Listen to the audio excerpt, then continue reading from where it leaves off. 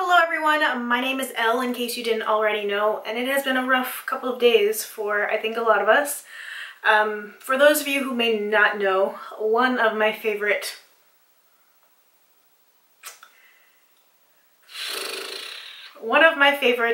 songwriters passed away, Tom Petty, and whew,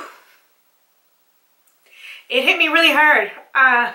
Obviously. So this is a look I threw together inspired by the Full Moon Fever album, the colors on the album.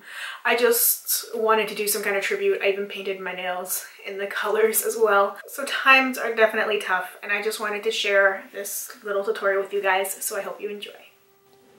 Alright, so let's get started. First, I'm going to take some good old Scotch tape to help guide the shape that I want. It's just the fastest method I like using so I can avoid the long road of trying to freehand it. Then I'm going to take NYX's Jumbo Eye Pencil in Milk as my base, and I'm really just scribbling it all over my lid and my lower lash line.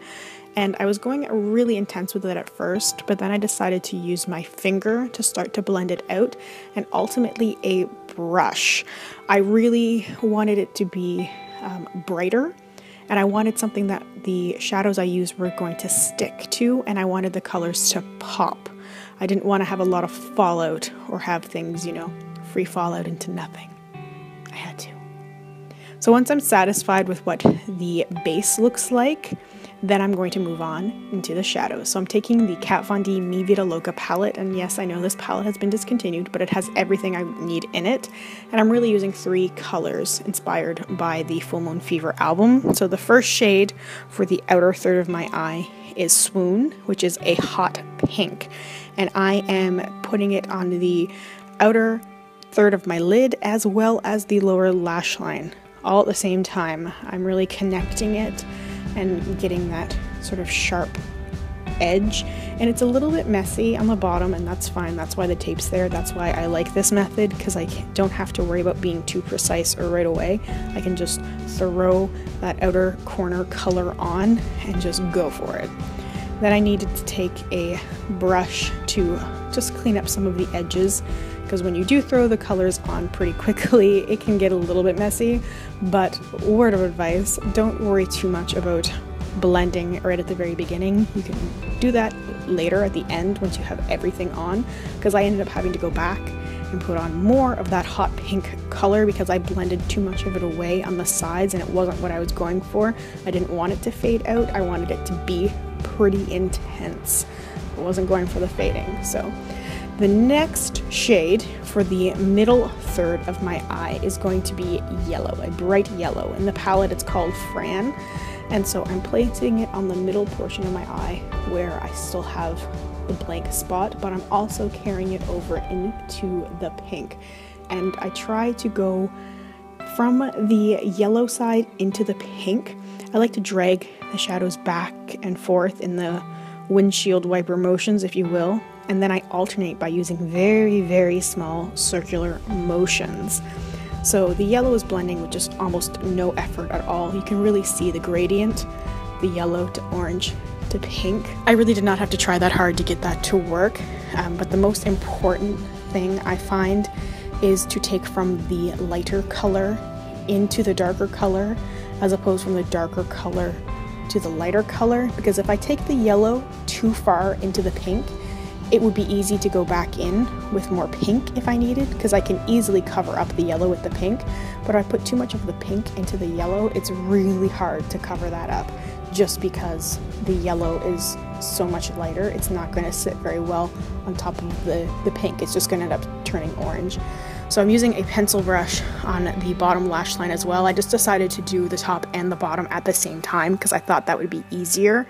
And I'm just going back and forth, and I'm always looking to see how things are lining up between both eyes. And then on the inner corner, I decided to do the blue-green, like teal color, and I'm mixing 2 colors from the palette Synth and Hyperballad, so I'm just dipping my brush in one pan and then the other. And I'm placing it first and then blending, because I did not want to have a muddled mess if I try to blend as I go. It's a hard thing to do though, because you see how messy it looks and you just want to fix it right away. but just put the product on first, blend later. That will help avoid just making everything too messy, because when you get a decent amount of product on first, it's good to then start the blending. So I try again to drag the yellow into the teal shade, and that way I can get that good gradient between the yellow and the teal without having too much teal overpowering the yellow, because the yellow is not that pigmented. It's not a terrific yellow eyeshadow, but it's good, and it's definitely good on top of a base. But it just would not have worked out if I had got too much of the teal shade into the yellow. So I'm just going in with as many brushes as I need to clean up the corners. I'm always taking clean brushes whenever possible, just to clean up edges and go around them, just to make sure that everything is soft and there's no harsh lines. And I've used a ton of different brushes, most of the same shapes though. Pencil brushes on the lower lash line and fluffier crease brushes on the lid itself. Then I decided to go in with an eyeliner. This is the Maybelline Studio eyeliner. This is the Blackest Black. This isn't working for me. I find this to be a really stiff eyeliner, really stiff. So I struggled a lot getting the eyeliner to work for me. There's just, oh God, I don't know how I made it work. There was really no easy way out of that, but you know, I won't back down. I will not back down, man. But that eyeliner, I swear it was fighting me. It took a very long time. I think the longest part of this look was the eyeliner, just because I struggled with it so much and I just couldn't find anything else that was a black liner that would have worked. And once I started using it, I just figured I'd keep going.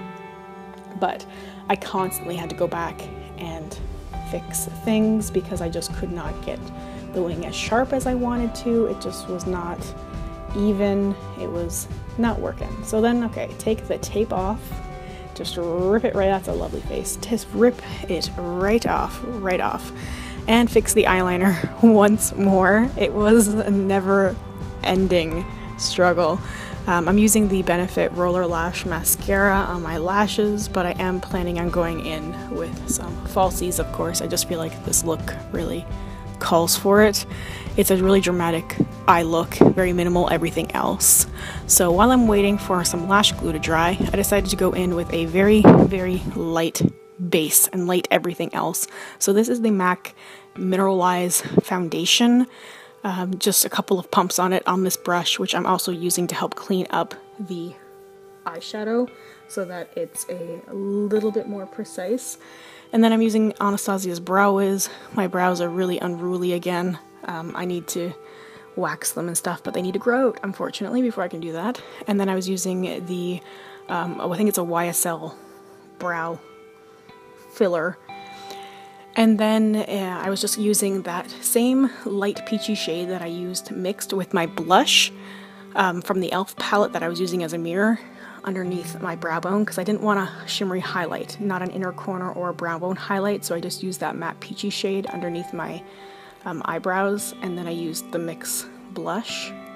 And then I'm going back in with a little bit more of that pink Swoon eyeshadow, just a little bit, because I wanted the eyeliner to be in the middle of the pink. And then I'm using a brush with some of that peach shade again to clean up the lower lash line. And then I put one lash on because that lash glue dried. These are the Koko lashes in the style Marilyn, but I have one lash on for a while. So you can see what it looks like with one lash on and one lash off. I decided to put on a little bit of contour powder. This is from the Smashbox contour kit.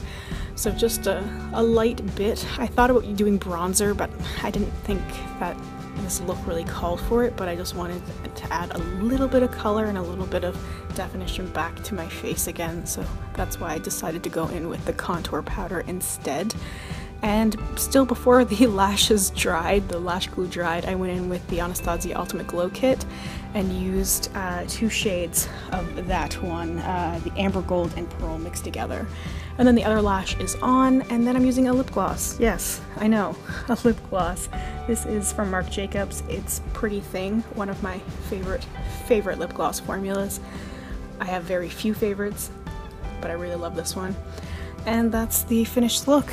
It took a little while for the lash glue to completely dry and become transparent, which was a bit of a problem, but overall I really like how this look turned out. It's not perfect, and that's fine. It was just a really therapeutic look to do. You know, it's been hard. And anyway, I'm okay most of the time, to quote one of my favorite songs from that album. I just felt a little lonely tonight, but I feel a little less lonely sharing this look with all of you guys. So thank you so much for watching, and I hope I'll talk to you soon. Bye for now.